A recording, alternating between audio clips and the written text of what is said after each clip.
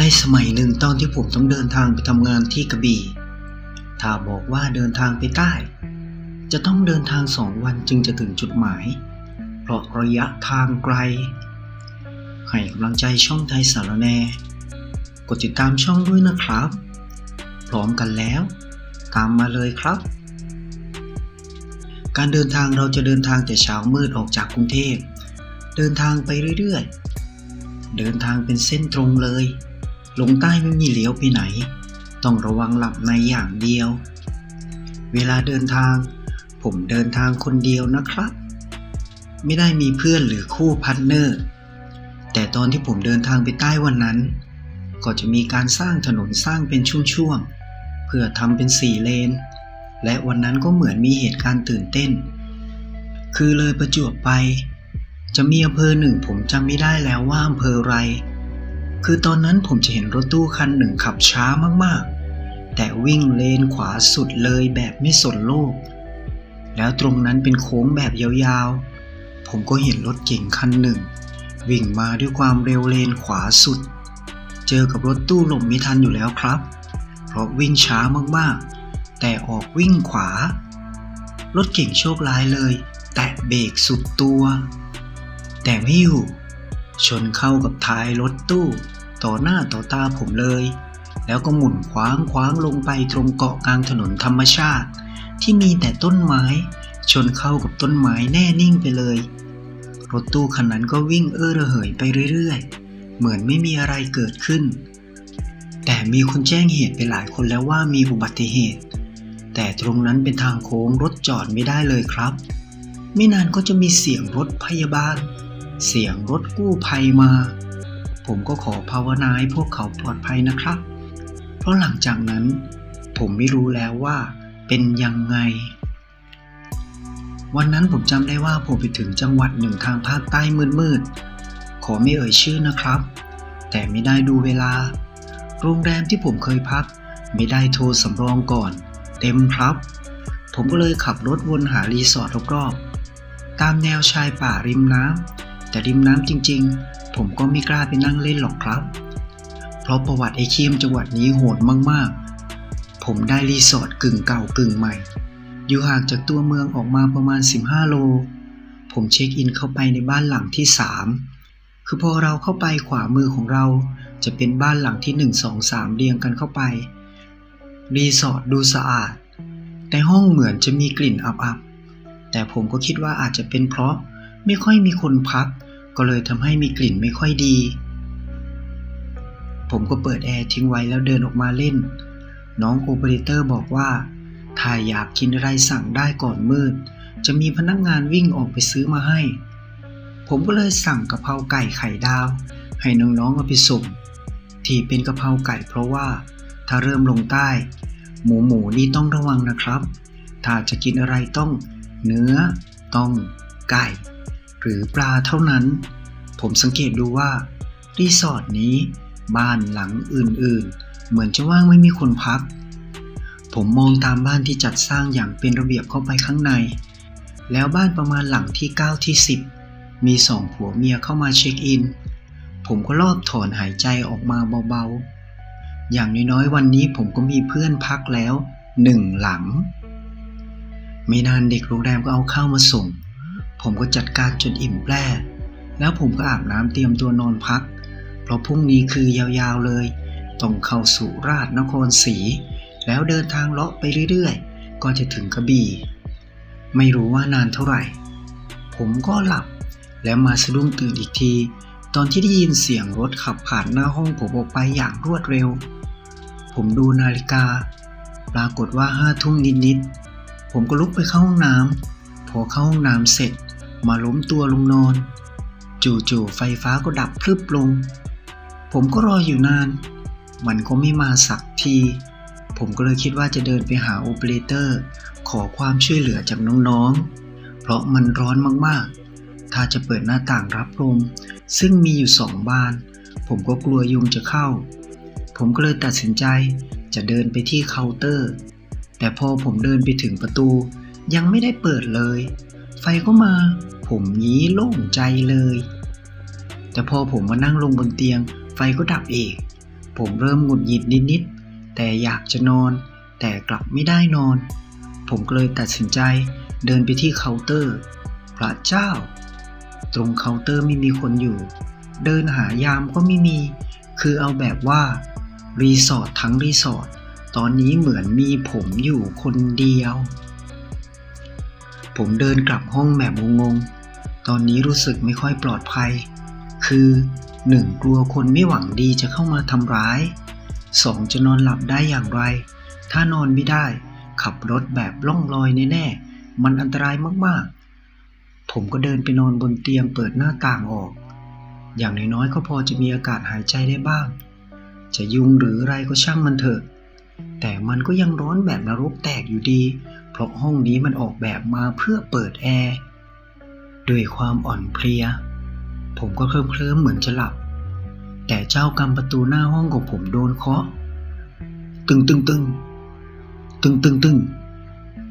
แบบรัวๆผมก็สะดุ้งตื่นขึ้นมาผมคิดว่าคงเป็นพนักงานโรงแรมอย่างแน่นอนผมเดินไปเปิดประตูเพราะถึงยังไงประตูก็ล็อก2 ชั้นเปิดออกไปก็ยังมีสายโซ่คล้องป้องกันเพื่อให้ความปลอดภัยอีกชั้นพอผมเปิดออกไปปรากฏว่าหน้าประตูผมว่างเปล่าไม่มีอะไรเลยแม้แต่เงาอะไรสักอย่างยังไม่มีเลยผมก็งงๆคิดว่าตัวเองฝันไปเหรอแต่ผมรับรองผมได้ยินจริงๆเพราะตื่นขึ้นมาก็ยังได้ยินเสียงเคาะอยู่ผมก็เดินไปที่เตียงล้มตัวลงนอนพอจะหลับจะมีคนมาเคาะประตูพอเปิดออกไปดูก็ไม่มีอะไรเป็นอยู่แบบนี้ 3-4 รอบพอรอบที่ 5 รอบที่ 6 รอบที่ 7ผมก็ไม่สนใจพยายามนอนให้หลับไม่งั้นไม่ไหวแน่ๆแล้วในที่สุดเสียงเคาะนั้นก็หายไปเปลี่ยนเป็นเสียงเปิดประตูเข้ามาในห้องแทนผมก็อ้าวใครเข้ามาวะพอส่องไฟจากโทรศัพท์ดูก็ไม่มีอะไรเหมือนผมหลอนไปเองผมก็นอนหันหลังให้ประตูเลยอะไรจะเกิดก็ช่างมันเถอะไม่ไหวแล้วเหนื่อยมากๆถามว่ากลัวไหมกลัวครับกลัวมากๆเพราะระแวงว่าเป็นคนหรืออะไรก็ไม่รู้ผมต้องเดินไปดูประตูว่าผมนั้นล็อกดีหรือเปล่า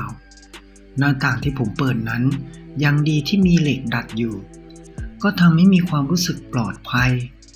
พอผมดูแน่ใจแล้วว่าประตูล็อกดีแล้วผมก็มาฝืนหลับอีกแต่ยังไม่ได้หลับเลยประตูก็เปิดแอด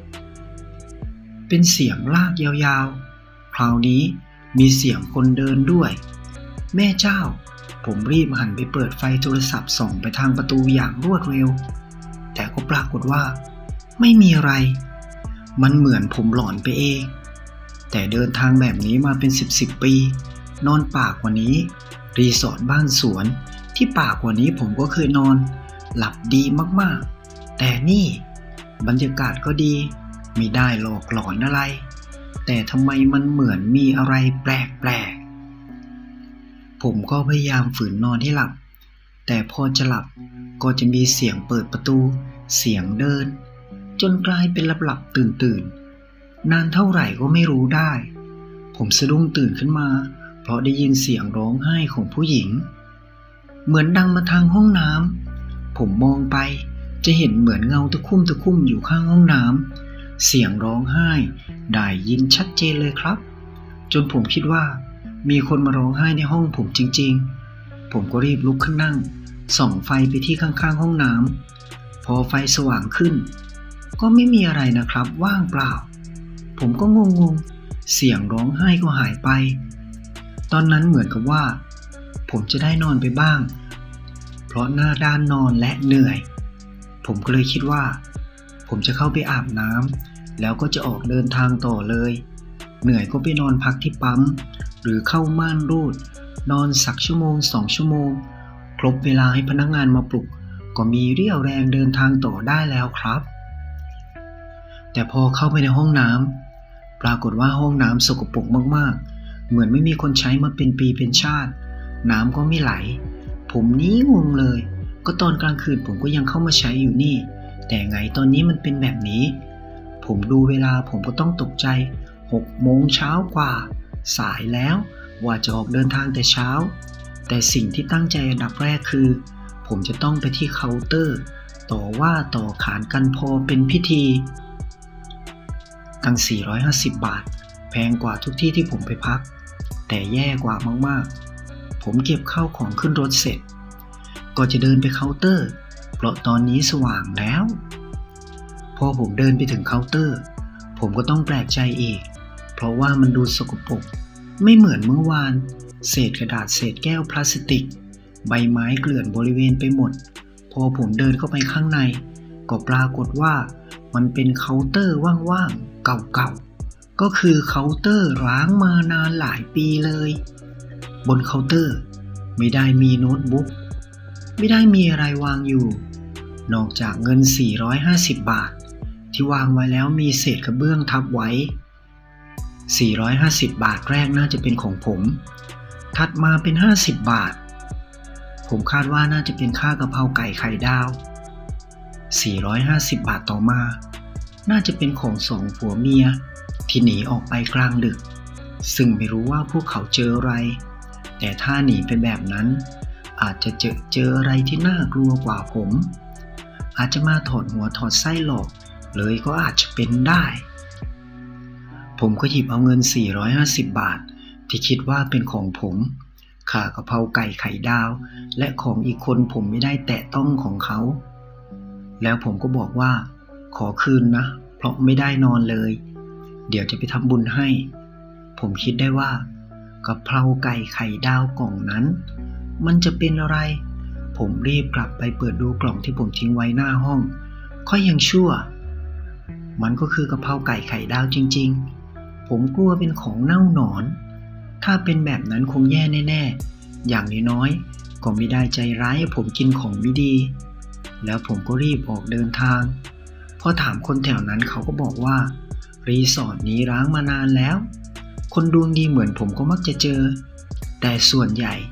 อยู่ไม่ถึงเช้าเหมือนผมหรอกผมคนแรกที่อยู่จน6 โมงเช้าได้แล้วพวกเขาก็หัวเราะผมก็ต้องรีบเดินทางต่ออย่างรวดเร็วเพราะสัมมนาแต่ละครั้งถ้าไม่มีวิทยากรจบเลยโดนฆาตโทษและหลายอย่างแล้วผมก็มาทัน